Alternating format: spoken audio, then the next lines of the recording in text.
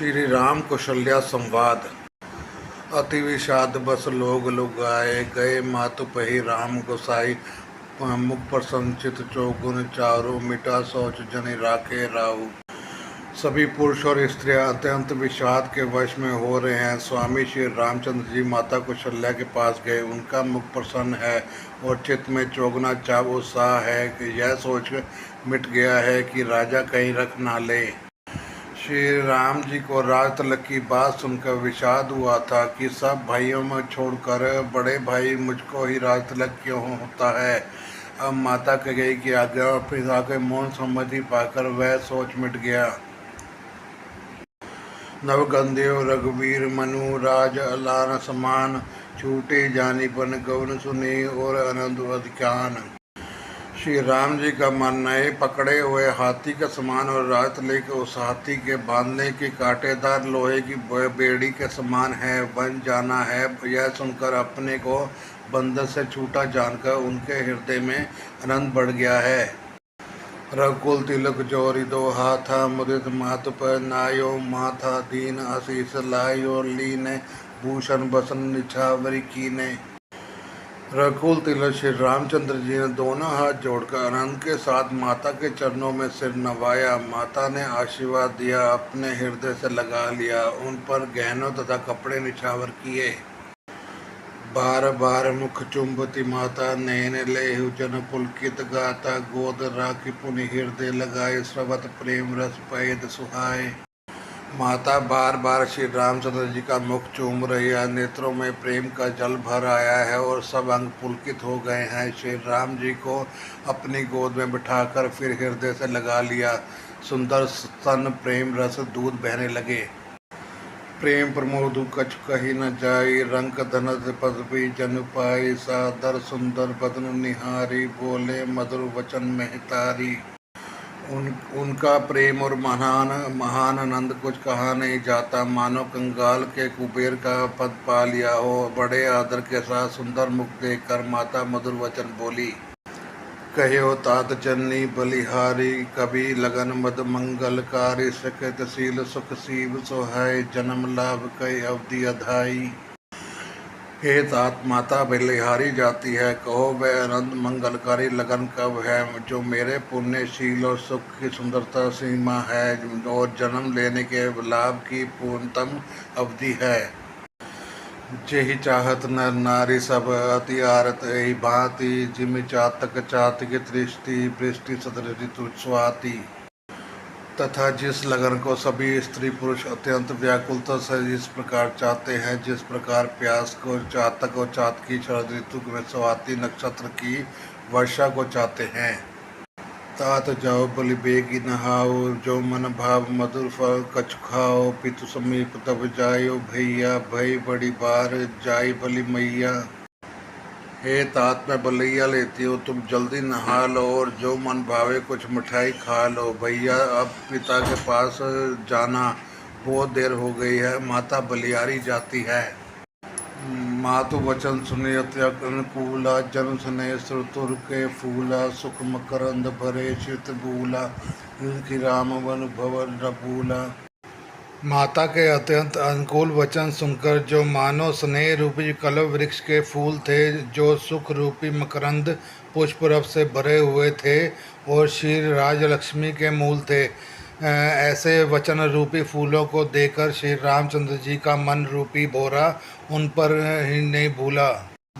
धर्म दुरीन धर्म गति जानी कयो मात सन अति मृदुबानी पिता दीन मोहि कानन राजू कह जह सब भांति मोर बड़ काजू। धर्म दुरीन श्री रामचंद्र जी ने धर्म की गति को जानकर माता से अत्यंत कोमल वाणी से कहा, हे माता पिताजी ने मुझको वन का राज्य दिया है जहाँ सब प्रकार से मेरा बड़ा काम बनने वाला है। आयसु देहि मुदित मन माता जहि मद मंगल कानन जाता जहि सनैन बस डर पई भोरे आनंद अम्ब अनुग्रह तोरे। हे माता तू प्रसन्न मन से मुझे आज्ञा दे जिससे मेरे वन यात्रा में आनंद मंगल हो। मेरे स्नेहवश भूल कर भी डरना नहीं। हे माता तेरी कृपा से आनंद ही होगा। वर्ष 4 विपिन बसी करी पितु वचन प्रणाम आई पाए पुण्य देखियो मनो जानी कर सी मलान।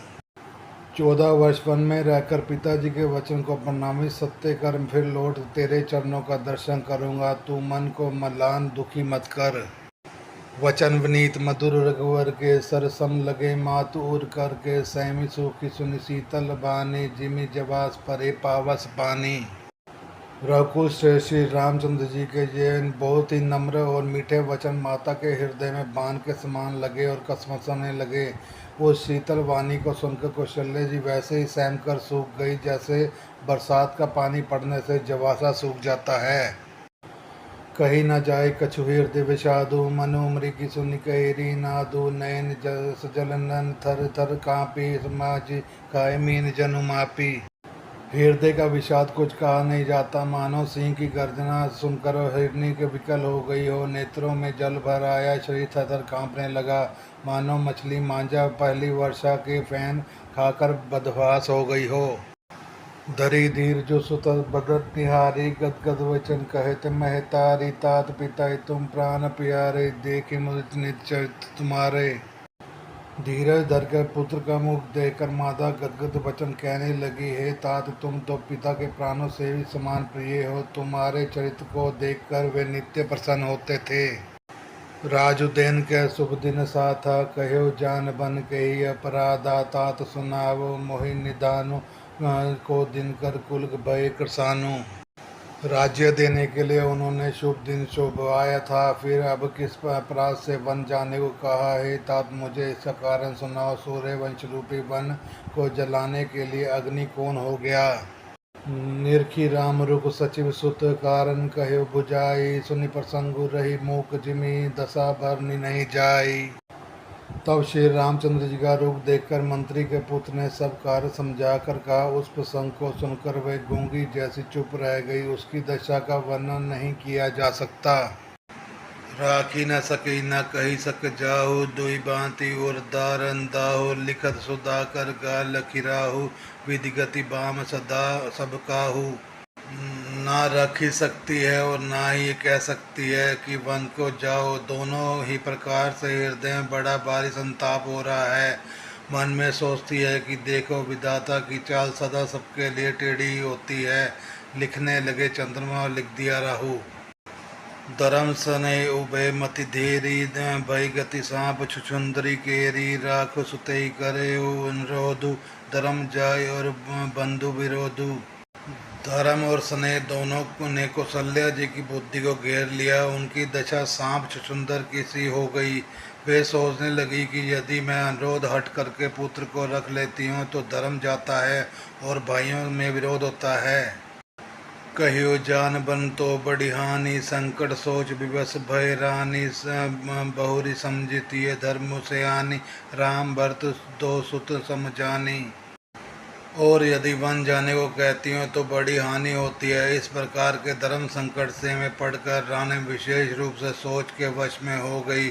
फिर बुद्धिमती कौशल्या स्त्री धर्म पतिव्रत धर्म को समझकर और राम का तथा भरत दोनों पुत्रों का सम्मान जानकर सरल स्वभाव राम महतारी बोले वचन धीर धरी भारी तात जाओ बलि कयो नीका पितु आए सब धर्म है टीका। सरल स्वभाव वाली श्री रामचंद्र जी की माता बड़ा धीरज धरकर वचन बोली, है तात मैं बलियारी जाती हूँ। तुमने अच्छा किया। पिता के आज्ञा पालन करना ही सब धर्मों का शिरोमणि धर्म है। राजुदैन कही दीन बनु मोहि न सो दुख लेसु तुम बिनु भरते भूपति प्रजय प्रचंड कलेसु। राज्य देने को कहकर वन दे दिया। उसका मुझे लेश मात्र भी दुख नहीं है। दुख तो इस बात का है कि तुम्हारे बिना भरत को महाराज को और प्रजा को बड़ा भारी कलेश होगा। जो केवल पितु आयुष ताता तो जननी जाओ जानी बड़ी माता। जो पितु मातु करे बन जाना तो कानन सत्य अवध समाना। हे ताज यदि केवल पिताजी की आज्ञा है तो माता को पिता से बड़ी जानकर वन में मत जाओ। किंतु यदि पिता माता दोनों ने वन जाने के लिए कहा हो तो वन तुम्हारे लिए सैकड़ों अयोध्या के समान है। पितु वन देव माता वन देवी खगरे के चरण सरोरु सेवी अंतु उचित नृपै वन वासु भय विलोक ही होई हरासु। वन के देवता तुम्हारे पिता होंगे और वन देवियां माता होंगी। वहाँ के पशु पक्षी तुम्हारे चरण कमलों के सेवक होंगे। राजा के लिए अंत में तो वनवास करना उचित ही है। केवल तुम्हारी सुकुमार अवस्था देखकर हृदय में दुख होता है। बड़भागी बनु अवध अभागी, जो रघुवंश तिलक तुम त्यागी। जो सुत कहो संग मोहि लेहु, तुमरे हृदय होई संदेहु। हे रघुवंश के तिलक, वन बड़ा भाग्यवान है जो यह अवध भागा है जिसे तुमने त्याग दिया है। पुत्र, यदि मैं कहूँ कि मुझे भी साथ ले चलो तो तुम्हारे हृदय में संदेह होगा कि माता इसी बहाने मुझे रोकना चाहती है।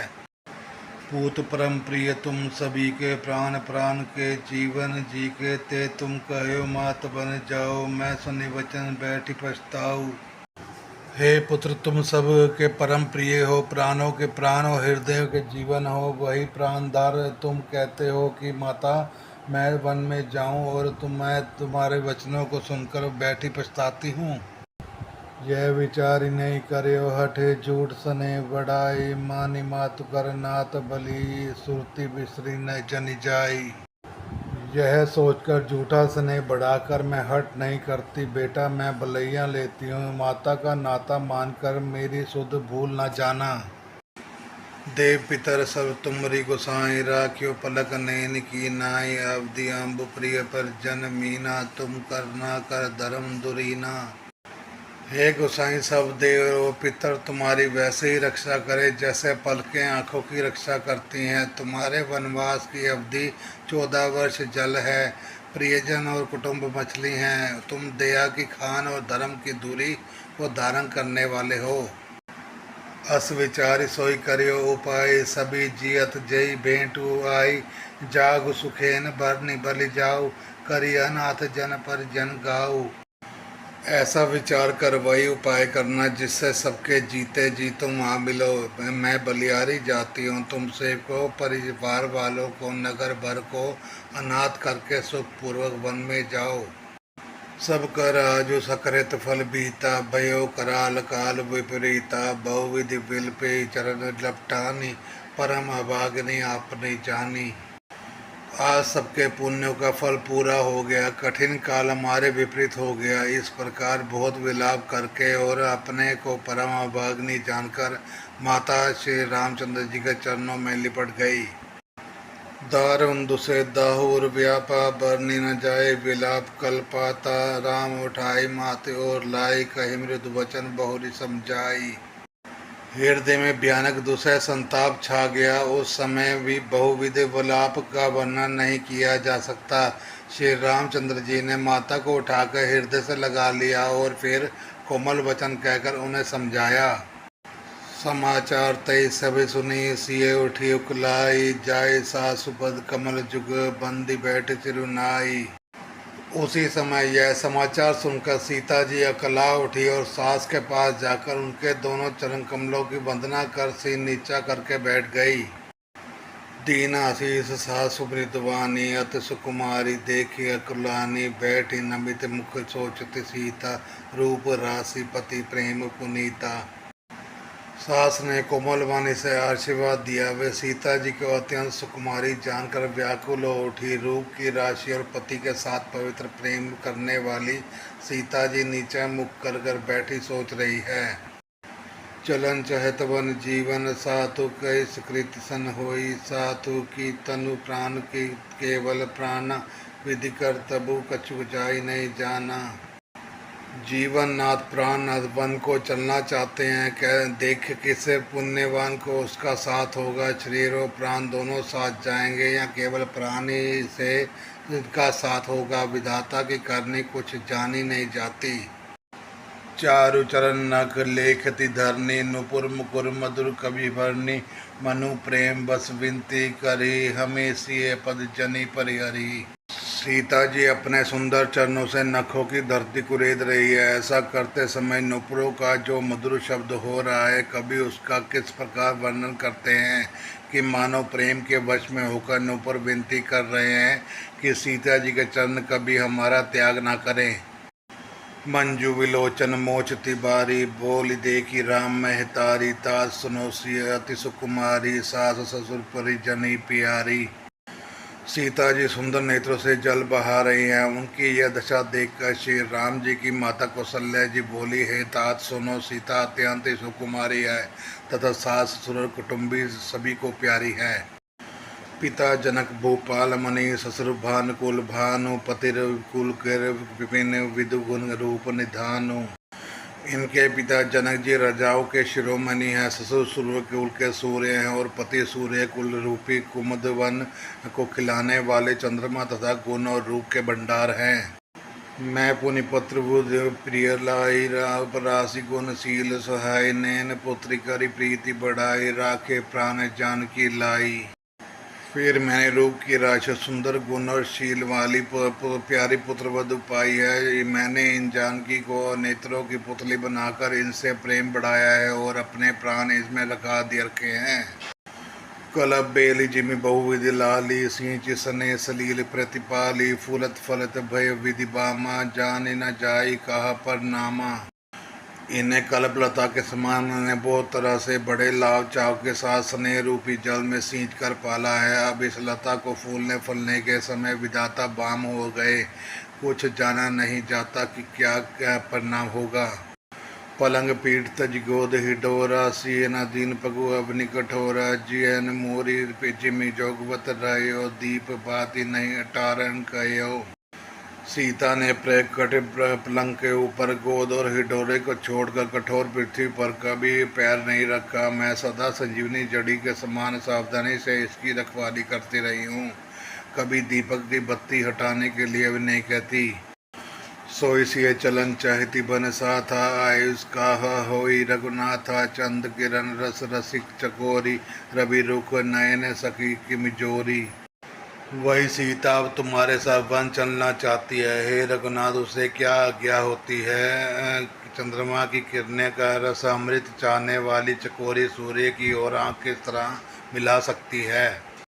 करी कहरी निसी चर चरही, दुष्ट जंतु बन भूरी, विषय वाटिका की सो सुत, सुबह संजीवनी मोरी। हाथी सिंह राक्षस आदि अनेक दुष्ट जीव जंतु वन में विचरते रहते हैं। हे पुत्र, क्या विष की वाटिका में सुंदर संजीवनी मूर्ति शोभा पा सकती है? बन हित कोल की रात किशोरी, रचि विरंचि विष सुख भोरी, पावन कृमि जिमि कठिन स्वभाव, तिन कलेश नान कानन काऊ।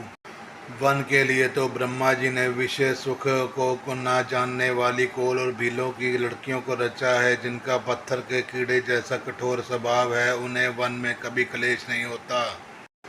के तापस्तीय कानन जोगु, जिन तप हेतु तजा सब भोग, सिए वन बसई तात कही भांति, चित्र लिखित कपि देखी डराती। अथवा तपस्वियों की स्त्रियों को वन में रहने योग्य हैं, जिन्होंने तपस्या के लिए सब भोग तज दिए हैं। हे पुत्र, जो तस्वीर के बंदर को देखकर डर जाती है, वह सीता वन में किस तरह रह सकेगी?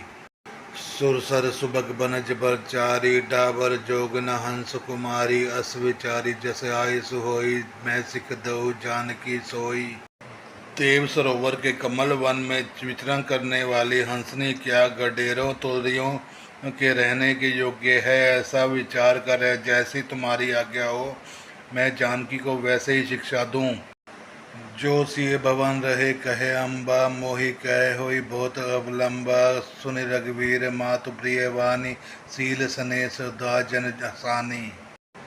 माता कहती है, यदि सीता घर में रहे तो मुझको बहुत सहारा हो जाएगा। श्री रामचंद्र जी ने माता की प्रिय वाणी सुनकर, जो मानवशील और स्नेह रूपी अमृत से सनी हुई थी, कही प्रिय वचन विवेकमय कीन मातु परितोष, लगे प्रबोधन जान की प्रगति विभिन्न गुण दोष।